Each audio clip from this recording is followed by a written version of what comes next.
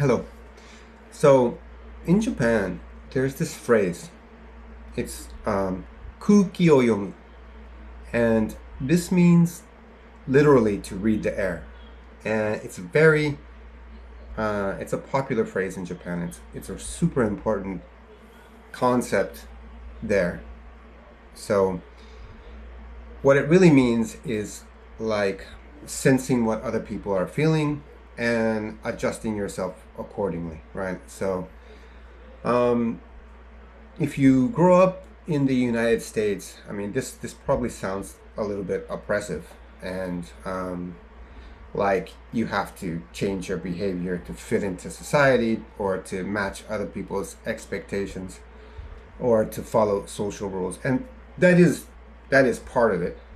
But I guess I also thought negatively about this concept in the past, but I've come to realize that it's actually a good thing, a very good thing.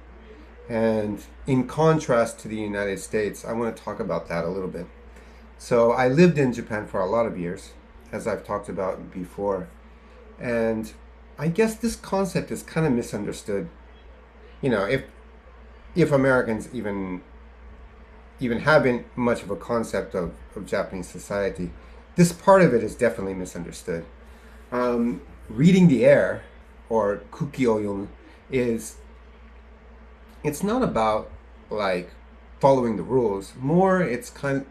It's more about empathy and sensing the discomfort um, that other people might have and acting on it before they feel that discomfort, right? So it's actually about noticing other people's anxiety and seeing other people before before you're forced to see them or before they react to it.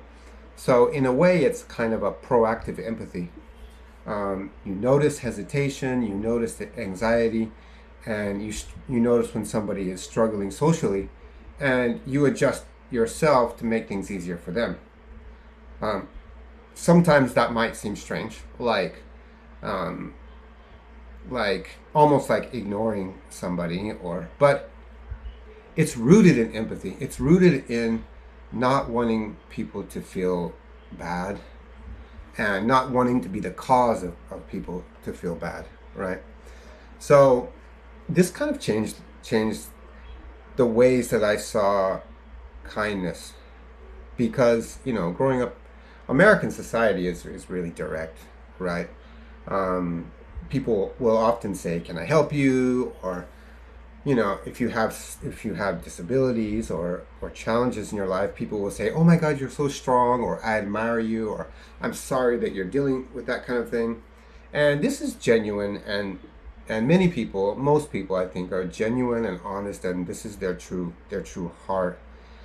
But there's another side to that, right? Which is, um, people with challenges in their life, they're well aware that they have those challenges. So drawing attention to that sometimes doesn't feel very good.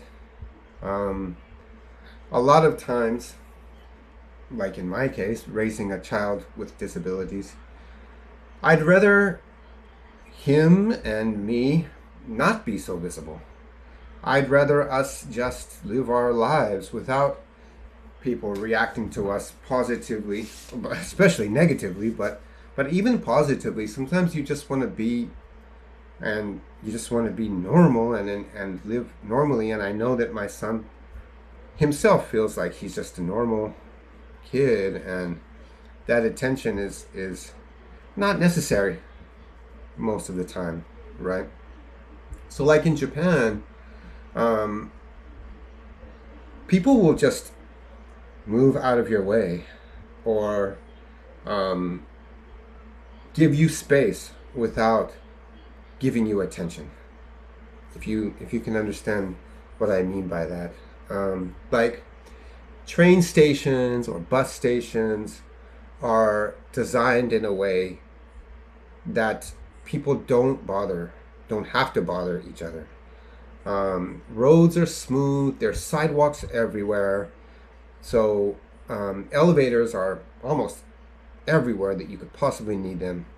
So areas where there's friction in the United States um, don't really exist much in Japan, especially when it comes to physical challenges or even behavioral challenges. Um, Society is kind of designed to make things smoother, and in a way that to me that feels like empathy. It feels like trying to make integration into normal life easier for people that it's more challenging to do that, right? So this also it manifests in other ways, like people will go out of their way not to make anything into a spectacle, so it's so funny that, like, when I return to the United States, seeing some conflict in the supermarket, or an argument, or it's not common, but it's also not uncommon. These things happen, you know raised voices, or it happens. I wouldn't say often, but it happens. But I can't even count on one hand those kinds of experiences I had in Japan over 15 years. It just doesn't happen. I mean, it's extremely rare for this kind of thing to happen. So so it's just kind of a social, it's a conditioning that they're raised in. But it feels, now when I examine that from being back in the United States, it feels like kindness. It feels like empathy. It feels like um, caring about how other people exist in the world besides yourself. The I really think that the greatest kindness that you can give to somebody, especially somebody with social or physical challenges, is to not make them feel different in the first place.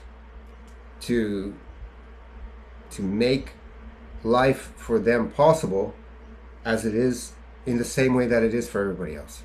And that's really empathy there. You know, that's how I feel about it now, anyway. Um, a lot of times I think that if you just look at Japanese society superficially, it feels like that kind of restraint is cold, and but I feel like often it's rooted in compassion and wanting people to be comfortable.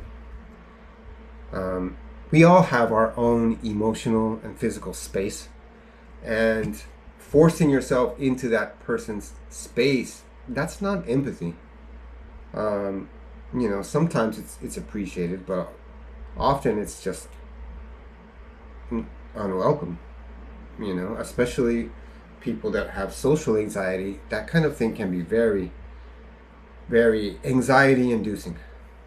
And I think living in Japan, as far as that aspect, it's a lot easier on people. Um, you know, I don't know.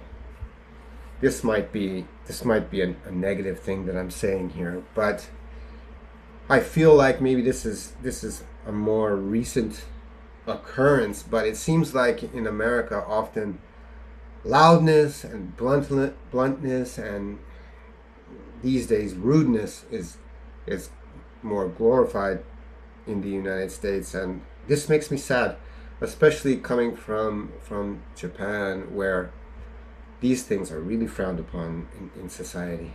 Um, you know, there's a fine line between honesty and social immaturity. You know, you can be honest in a kind and empathetic way, or you can just be a jerk, an immature child. And I feel like that line is often crossed in the United States. more and more these days. Just because you have a thought doesn't mean it needs to be spoken. And silence is sometimes good and fine and welcome. Maturity and being an adult is, I think, empathy is a big part of what it means to be a fully mature adult, to sense what other people need socially and emotionally, and not making them demand that from you, just giving it to them because it's the right thing to do, because it's a decent and human thing to do. And I learned that living in Japan, and more especially living in Okinawa, because of the deep kindness and empathy that people have there. And especially since I'm raising a child with challenges, I've seen all sides of this. And I really have come to more appreciate our lives that we lived in Japan. Not to say that things are terrible in the United States. Things are great also in the United States. But there's just a lot of differences that they stand out more, that I've came back to the United States, and I've come to realize these differences more and more. So anyway, I just wanted to get that out, that I don't want people to feel like Japan is a rigid and a cold place, because it's not. It's also not perfect, but I think there's a lesson to be learned from the social empathy of Japanese society. There's an instinct to not make people feel uncomfortable, and that is a wonderful thing. It's a beautiful thing, and I think that everybody in the world should take to heart that phrase of Kuukiを読む, and we should all work a little bit harder to think about other people, how they feel, and what they need, and to try to accommodate them without being asked. Anyway, something to think about. If you have some comment or question, don't hesitate to leave a comment or ask me. Thank you.